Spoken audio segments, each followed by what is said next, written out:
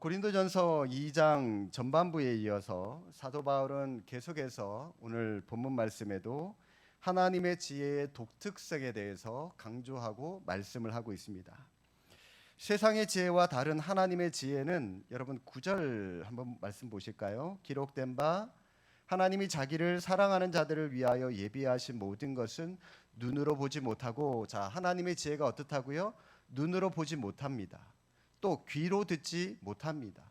사람의 마음으로 생각하지도 못하는 게 바로 하나님의 지혜의 특징이다라고 말씀하고 있습니다. 이처럼 하나님의 지혜는 과학적으로 아무리 탐색을 해봐야 발견될 수 없고, 또 시적인 상상력을 가지고도 이해될 수도 없는 초월적인 것이 바로 하나님의 지혜입니다. 그래서 우리 인간의 힘으로는 하나님의 지혜를 알 수 있다 없다? 하나님의 지혜를 우리 힘으로는 알 수 없다라고 정리를 내리고 있습니다. 그러나 하나님의 지혜가 우리에게 알려질 수 있는 길이 딱 하나의 방법이 있습니다.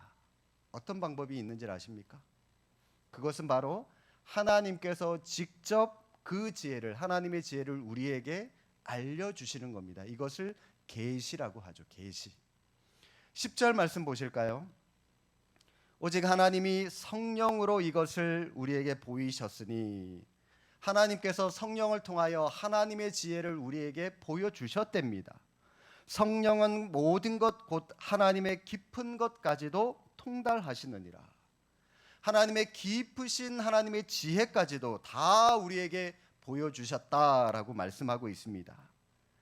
만약 하나님이 직접 하나님의 생각과 하나님의 지혜를 우리에게 알려주지 않으셨다면 우리는 하나님의 생각이나 하나님의 지혜를 우리 인간의 힘으로는 도무지 알 수가 없는 겁니다. 만약 제가 입을 꾹 다물고 말을 하지 않는다면 여러분들이 제 생각이나 제 마음을, 제가 무슨 생각을 하고 있는지 알 수 있습니까? 전혀 알 수가 없을 겁니다. 사람이 말을 하지 않는다면 우리가 그 사람의 생각이나 그 사람의 마음을 알 수 없는 것과 마찬가지로, 만약 하나님도 우리에게 먼저 하나님의 말씀을 말씀해 주지 않으셨다면, 신앙용어로 이것을 계시를 해주지 않으셨다면 우리는 하나님의 생각을 조금도 알 수가 없었을 것입니다. 그러나 하나님이 먼저 입을 여시고 옛 선지자들을 통하여, 구약의 수많은 선지자들과 위인들을 통하여 우리에게 말씀을 해 주셨습니다. 하나님은 자기 속에 가지고 계셨던 비밀을 오늘날 우리에게는 말로, 문자로, 성경으로 우리에게 나타내 보이셨습니다. 그래서 우리는 하나님의 생각, 하나님의 마음, 하나님의 뜻을 알 수 있게 되었습니다. 우리의 생각은 마음에서 나오는 것이죠. 마음. 그리고 이 생각은 우리의 이 행동을 결정하고 또 우리에게 행동을 할 수 있는 동기를 부여하게 만듭니다. 사람은 생각을 따라 행동을 하기 때문에 우리가 어떤 생각을 하고 어떤 마음을 품고 이 땅을 살아가느냐에 따라서 행복과 불행 혹은 성공과 실패가 좌우된다라고 볼 수도 있습니다. 바울은 오늘 본문 16절에 보니까요, 우리가 그리스도의 마음을 가졌다라고 말씀합니다. 16절 하반절에 우리가 그리스도의 마음을 가졌느니라라고. 여기서 말하는 그리스도의 마음을 가졌다라고 하는 것은 성령님이 주시는 마음을 가졌다는 것이죠. 우리가 이처럼 그리스도의 마음을 가지면 어떤 일이 일어나는지 오늘 본문을 통해서 쭉 사도 바울이 정리를 하면서 우리에게 말씀을 해주고 있는데, 여러분, 우리가 예수 그리스도의 마음을 가지면 어떤 일이 일어납니까? 먼저 하나님의 은혜를 알 수 있게 됩니다. 12절 말씀 보십시오. 우리가 세상의 영을 받지 아니하고 오직 하나님으로부터 온 영을 받았으니 이는 우리로 하여금, 중요합니다, 하나님께서 우리에게 은혜로 주신 것들을 알게 하려 하심이라. 이처럼 예수 그리스도의 마음을 가진 사람은 하나님이 우리에게 주신 은혜를 정말로 은혜구나, 우연이 아니라 그냥 나에게 우연히 주어진 것이 아니라 하나님의 은혜구나라고 하는 그 은혜라고 하는 사실을 알게 된다는 겁니다. 우리가 한평생 살아가다 보면은 많은 사람들의 도움과 또 많은 사람들의 은혜를 입고 이 땅을 살아가게 됩니다. 그러나 그 은혜를 모든 사람이 다 기억하거나 또 갚으면서 살아갈 수는 없습니다. 은혜나 도움을 잊고 살아가는 사람들도 있을 거고요. 기억은 하지만 어떤 상황 때문에 여력이 안 돼서 갚지 못하는 사람들도 있을 수 있습니다. 그리고 어떤 사람은 갚기는커녕 은혜를 받았는데 그 은혜를 갚기는커녕 오히려 배신하거나 배은망덕한 삶을 살아가는 사람들도 있을 수 있습니다. 고마움을 기억하고 은혜를 갚는 삶은 굉장히 아름답습니다. 하물며 하나님의 은혜를 알고 기억하고 감사하는 삶은 그 어느 아름다움에도 비길 수가 없다는 것이죠. 오늘 말씀에 여러분 12절 다시 한번 보시면 하나님으로부터 온 영인 성령을 받아야 하나님께서 우리에게 은혜로 주신 것들을 알게 된다라고 분명히 말씀하고 있습니다. 성령 충만을 받을수록 하나님이 나에게 베푸신 그 은혜를 낱낱이 기억하고 감격하고 감사하는 삶을 살아갈 수가 있다는 것입니다. 그런데 불행하게도 오늘날 이 시대를 보십시오. 하나님의 은혜는 물론이고요. 어쩌면 부모님의 은혜, 형제들의 은혜, 이웃들에 대한 그 고마움도 모르고 사는 이 불감증 중병에 걸려 있는 사람들이 굉장히 많이 있습니다. 감사합니다. 고맙습니다. 돈이 드는 것도 아닌데 이 말 한마디 못해서 집안이 깨어지고 형제지간이 깨어지고 점점 이 감사라는 말과 고맙습니다라고 하는 이 말이 점차 퇴화되어 가는 그런 시대를 우리가 살아가고 있습니다.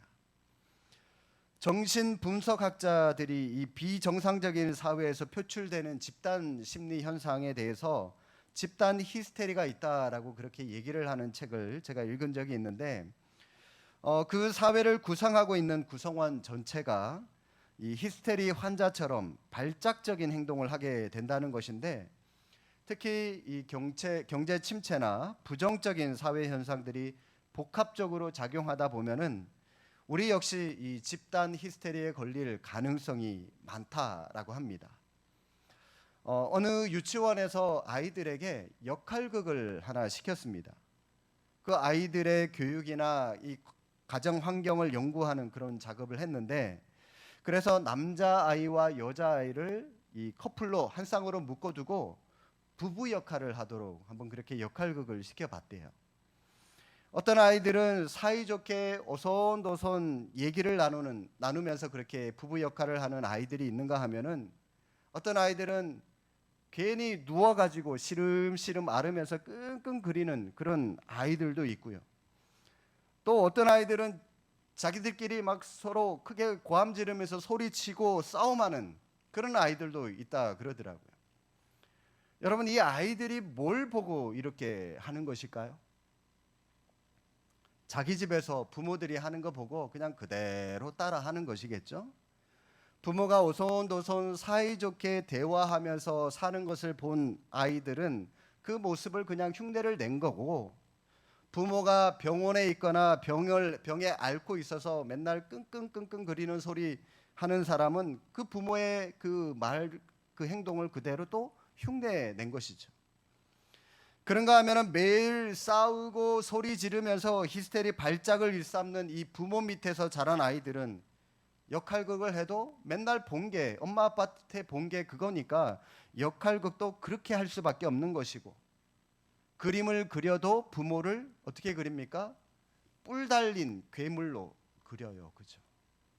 뿔 달린 괴물로. 우리가 이러한 영적 불감증을 고치고 집단적인 히스테리를 치료하려면 그리스도의 마음을 가져야 되는 겁니다.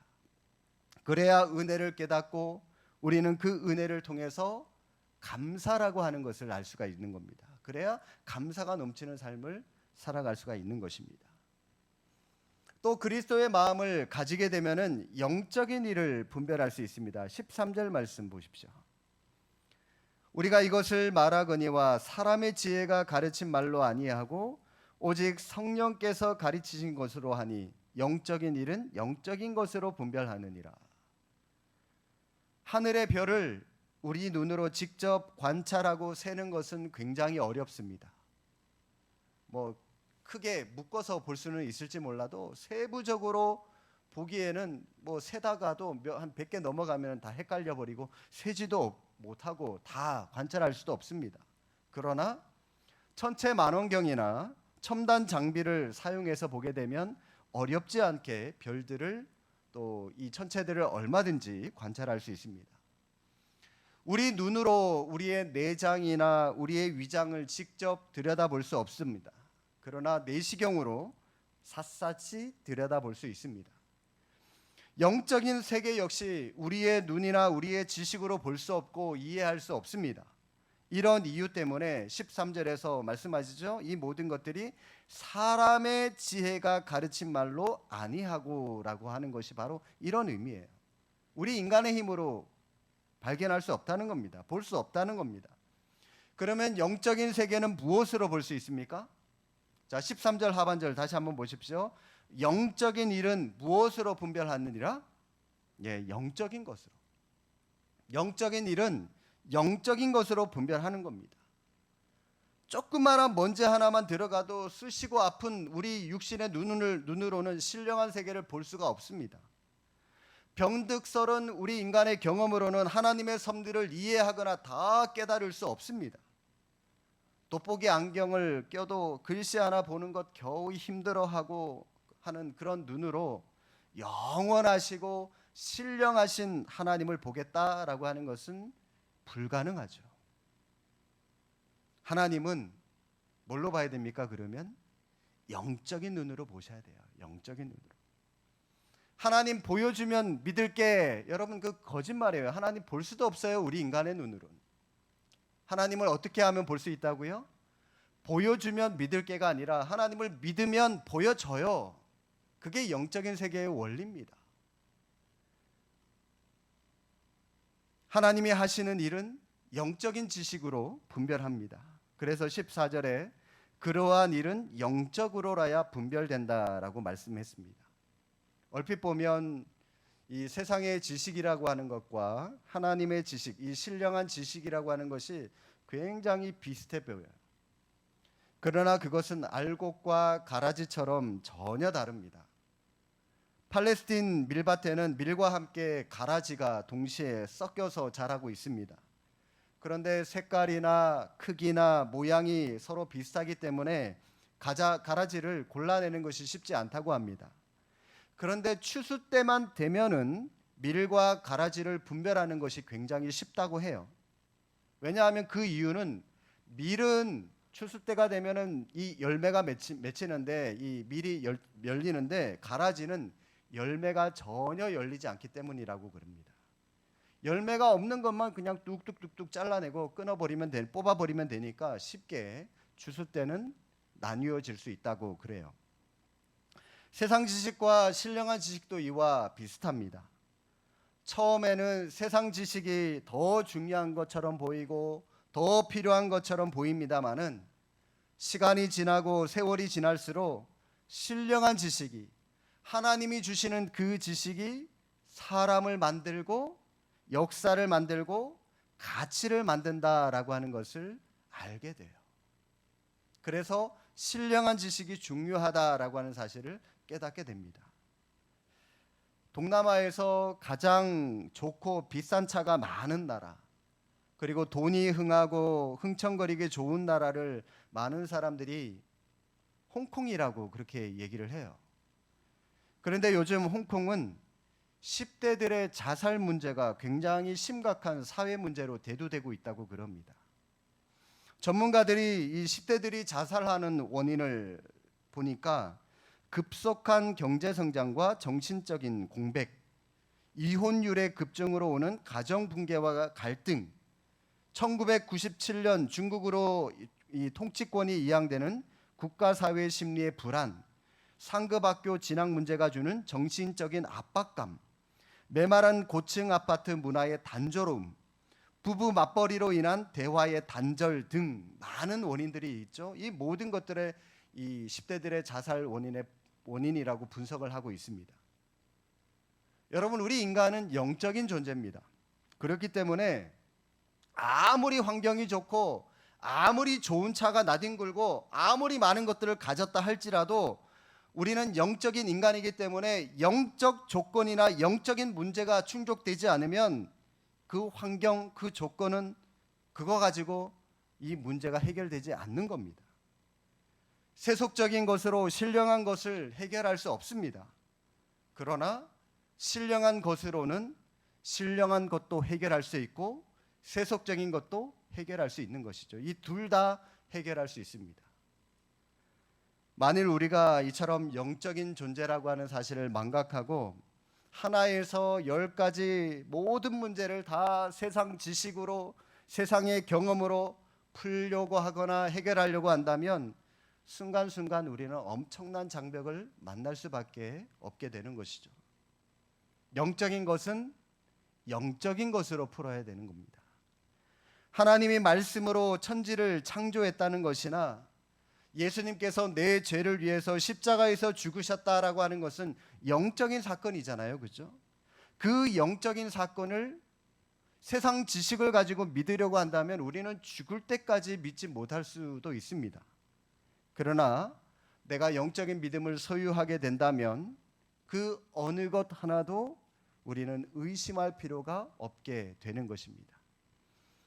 교회를 다니면서도 감동도 없고 감격도 없고 찬양을 불러도 그냥 하나님의 존재를 시인도 부인도 못하는 그냥 어중간한 그런 사람들에게 오늘 본문은 우리에게 말씀합니다.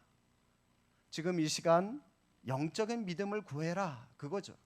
영적인 믿음을 구하라. 영적인 마음을 구할 수 있기를 바랍니다.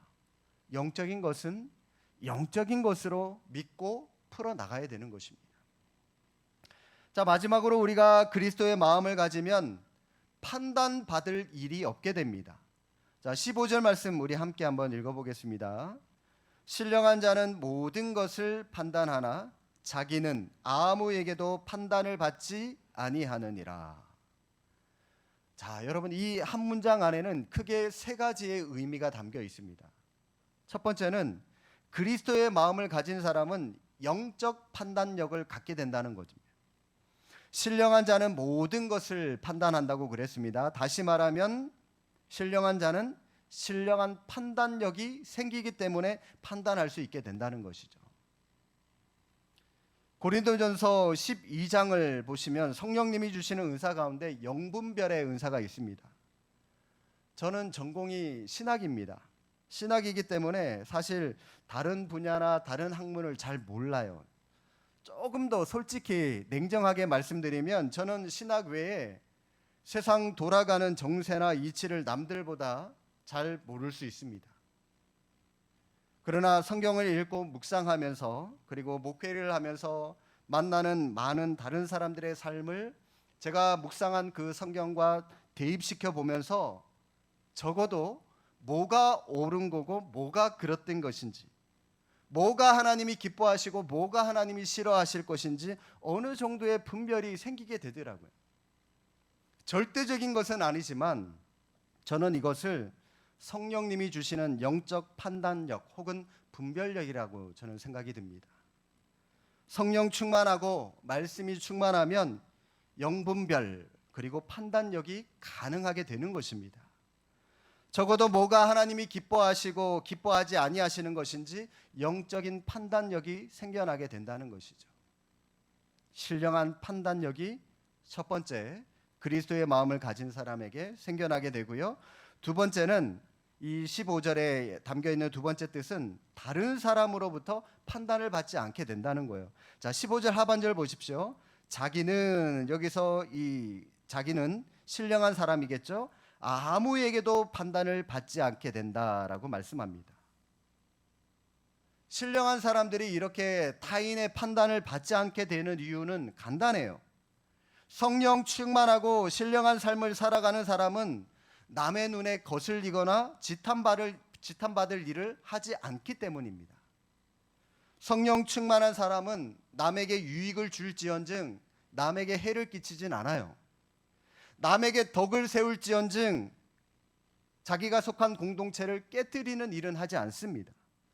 예수님의 마음을 가진 사람은 감싸고 덮어주고 격려하고 세워주고 일으켜주기 때문에 누구든지 한결같이 그 사람을 다 좋아해요.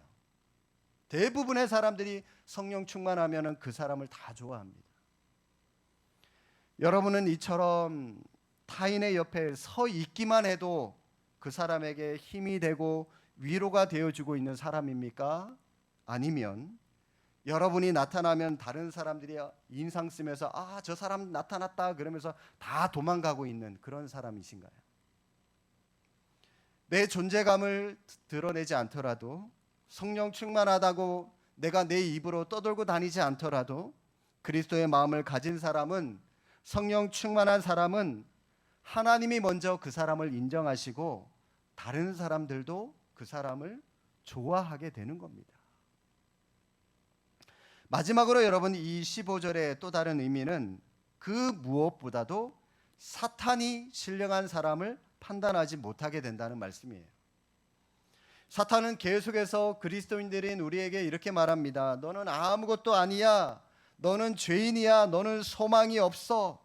너는 패배자야. 너는 교회 다녀도 구원받기 힘들어. 그렇게 우리를 날마다 괴롭히고 정죄합니다. 그러나 성령 충만한 사람은 그런 것들에 전혀 휘둘리지 않습니다. 왜냐하면 내가 예수님의 은혜로 죄사함을 받고 하나님의 자녀가 되었다라고 하는 것이 성경이 확증해 주기 때문에 그 성경을 내가 분명히 믿고 있기 때문이죠. 고린도전서 12장 3절에 성령으로는 아니하고 누구든지 예수를 주시라 할 수 없느니라 라고 하는 말씀이 있습니다. 이 말씀처럼 성령님이 우리에게 말씀하세요. 너는 죄사함 받은 사람이야. 너는 하나님의 자녀야. 너는 소망이 있어. 너는 영생을 얻은 사람이야. 이 말씀에 분명한 믿음과 확답이 있기 때문에, 확신이 있기 때문에 이처럼 그리스도의 마음을 가진 사람은 마귀의 말에 휘둘리지 않을 뿐만 아니라 마귀도 그 사람을 건들지 못합니다. 성도 여러분, 주님의 자녀인 우리는 주님을 기쁘시게 해드려야 됩니다. 주님을 기쁘시게 해드리려면 주님의 마음을 알아야 되죠. 주님의 뜻을 알아야 되는 겁니다. 오늘 말씀, 그리스도의 마음을 가진 사람만이 주님의 마음을 알 수 있다라고 분명히 말씀하고 있죠. 나를 향하신 주님의 뜻이 있고 기대가 있습니다. 그것을 알려면 내가 신령한 마음을 가져야 되는 거예요. 그래야 나의 신령한 마음과 주님의 신령한 그 마음이 통하는 거죠. 통하는 거죠. 눈짓만 해도 알아차리는 것을 우리는 마음이 통했다라고 그러잖아요. 내가 주님의 뜻을 알고 그 뜻을 순종하려면 주님의 마음과 우리는 통해야 되는 거죠. 소통해야 되는 거죠. 그 마음은 언제? 성령 충만할 때 성립이 되는 겁니다. 음식을 즐기는 모습을 보면은 각 나라마다 방법들이 다 다른 것 같습니다. 프랑스 사람들은 향을 즐긴다고 그래요. 그래서 그들의 음식은 향기가 나야 됩니다. 이 음식 조금 갖다 놓고, 그죠? 조금 갖다 놓고 그냥 향기만. 그래서 이 프랑스는 세계에서 향수 문화가 가장 많이 발달된 나라이기도 합니다. 이탈리아 사람들은 맛을 즐깁니다. 그래서 그들은 각종 소스가 많이 발달이 되었다고 그럽니다. 일본 사람들은 색깔을 중요시합니다. 그래서 음식을 담는 그릇도 각양각색이고 음식도 색깔의 변화에 따라서 중요시하고 있죠. 자, 우리 한국 사람은 뭘 중요시할까요? 양입니다. 양. 양을 중요시해요. 음식을 주문할 때 꽃배기 나오는 문화는 전 세계 우리나라밖에 없대요. 여러분 식당에 가서 한정식 드셔보셔서 아시겠지만 반찬만 해도 막 20개, 30개, 정말로 상다리가 휘어질 정도로 정말 많은 종류의 음식들이 쭉 나옵니다. 그리고 주걱으로 밥을 풀 때도 꽉 퍼가지고 꾹 누르고 또 퍼고 또 꾹 누르고 이 무덤처럼 고봉처럼 올라와 있는 고봉밥도 전 세계 우리나라밖에 없어요. 우리 그리스도인들은 여러분 이런 모습이 아니라 우리 그리스도의 마음, 예수님의 마음, 주님의 마음을 우리는 즐겨야 되는 거예요. 제발 이 세상의 음식, 이 먹는 거에 너무 여러분 시간 투자 많이 하지 마시고 그리스도의 마음을 즐기고 그리스도의 마음을 중요시하는 일에 우리가 더 많이 집중하고 훈련하고 말씀 묵상하는 이런 모습이 우리 가운데 있었으면 좋겠습니다. 예수가 멋있고 예수가 맛있어야 돼요. 우리 그리스도인들은 그리스도의 마음을 가졌다면 그것이 바로 살맛이고 살멋이 되어야 되는 겁니다. 사랑하는 성도 여러분, 여러분은 이러한 그리스도의 마음을 가지셨나요? 육에 속한 자는 육신의 일만 생각하므로 하나님의 나라를 유업으로 얻지 못하고 하나님을 기쁘시게 할 수 없습니다. 그러나 영에 속한 자는 성령의 능력을 소유하여 하나님의 깊은 것을 통달하게 되고 신령한 것을 분별할 수 있는 은사가 있게 되며 그리스도의 마음을 가지게 되는 것입니다. 로마서 8장 6절에 육신의 생각은 사망이요 영의 생각은 생명과 평안이니라 라고 분명히 말씀하셨습니다. 우리 모두 육에 속한 자가 되어 고통과 불안 속에 살아가시기보다는 하나님의 영에 속한 자가 되셔서 생명과 평안을 나누며 주님께 영광을 돌리는 믿음에 승리하는 우리 모두가 될 수 있기를 주님의 이름으로 축복합니다. 기도하겠습니다.